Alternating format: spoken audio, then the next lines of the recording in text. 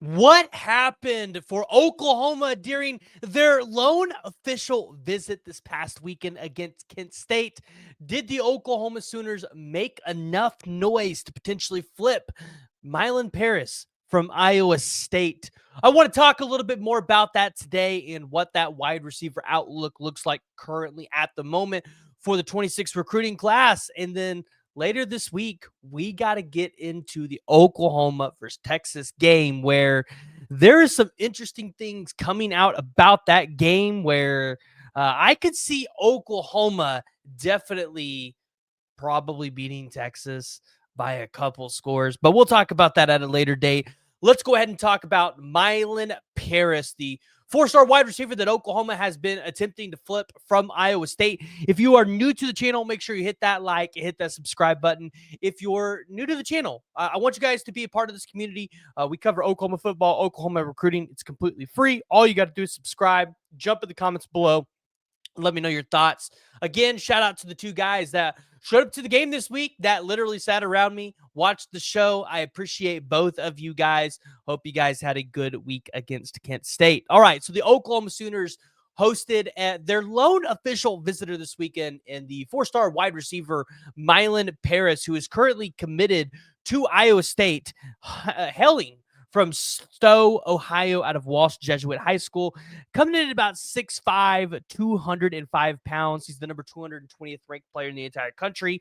For those who haven't been paying attention, those who haven't been watching the videos, his recruitment has actually really started to pick up as of late, as he's gotten offers from Auburn, Kansas State, Nebraska, Oregon, Miami, and going to be visiting Miami this upcoming week. So this is where we got to kind of start with what happened during the official visit. Did Oklahoma do enough to flip him? And talking to some folks early into Sunday about the visit for Milin Paris, it felt like Oklahoma did enough to make a good impression. Oklahoma did enough to maybe put themselves as a leader to flip Milin Paris, but they didn't do enough to flip him immediately, which is, if you were watching the show last week, I kind of talked about how that was going to be the importance for Oklahoma to be able to go in and take advantage of Milin Paris and flip him after the official visit, because you didn't want him to end up at Miami. And while we're talking about it here, I'll show you some of his official visit photos that he posted in a collaboration with Hayes Fawcett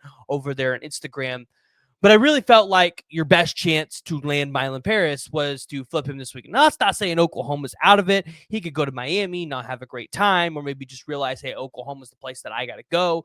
But you've also got Oregon in the mix. And so if you're an Oklahoma fan, I think you really, yes, you still want a guy like Milin Paris to end up here. But I think now you're probably focusing your attention now a little bit more to Jaden Pettit, who is the 6'4", 195-pound wide receiver out of Naples, Florida, who is currently committed to Wisconsin. Remember, Wisconsin's not a very good team right now. And offensively, if you're wanting to be a really good wide receiver in more of like an air raid offense, you would want to come to Oklahoma versus going to Wisconsin, where they're more traditionally going to be your pounding ground type of style offense. So more physical and stuff like that. But these were some of the photos from Milin Paris's official visit week. Love the OU background. If you guys didn't get a chance last year to go to some of the SEC stuff and see that in person, it's a phenomenal background. These are phenomenal photos. Every recruit gets to take these. And yeah, the SEC logo on the patch, just never going to get used to that with recruits on the jersey. So that's kind of where we're at with Milin Paris. Nothing imminent in terms of a commitment from what it sounds like. Oklahoma still is in it. They're probably the favorite right now. That could change. Miami's a really good football team, and I think they could go out there and make a solid case. And so, again, I think you're probably looking more towards Jaden Pettit. Now, also, you've got Davian Gross out there, Florida. Now, obviously, Oklahoma definitely would like to get him on, a guy that can be kind of more of like what you guys saw Jaden Ott do this weekend, where he can run out of the backfield, split out to be a wide receiver, where Davian Gross would probably be more of a wide receiver running back hybrid versus a running back wide receiver hybrid. More of like kind of like what you see with Deebo Samuel. But Davian Gross, currently committed to Florida. Obviously, Florida beating Texas this weekend did not help Oklahoma's causes to try to go out there and flip him. So Yeah, we'll just have to kind of see what Oklahoma's going to do there.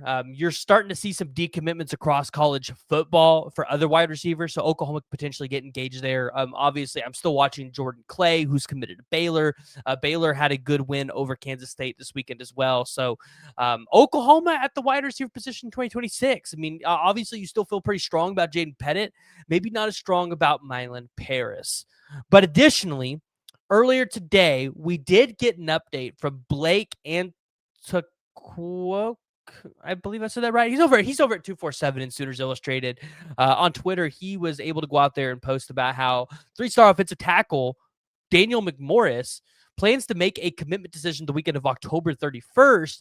And last weekend he did visit Cal, but he's going to take an official visit to Texas Tech and Oklahoma. So if you guys remember, we had Daniel McMorris. We talked to him, and that kind of lines up with that November timeframe that he was originally thinking about, still wanting to get out and see Texas Tech because they've been pretty in on his recruitment as well. And then finally getting that Oklahoma offer, getting to take an official visit here. I think a lot of people would favor the Sooners right now for Daniel McMorris over any of those other schools, as it felt like Oklahoma right there was the dream offer for him. So that's what's going on in the 2026 cycle.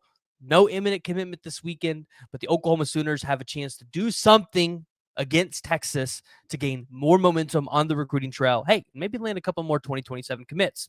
All right. If you guys are new to the channel, hit that like, hit the subscribe button, jump in the comments below. Let me know your thoughts. See y'all next time.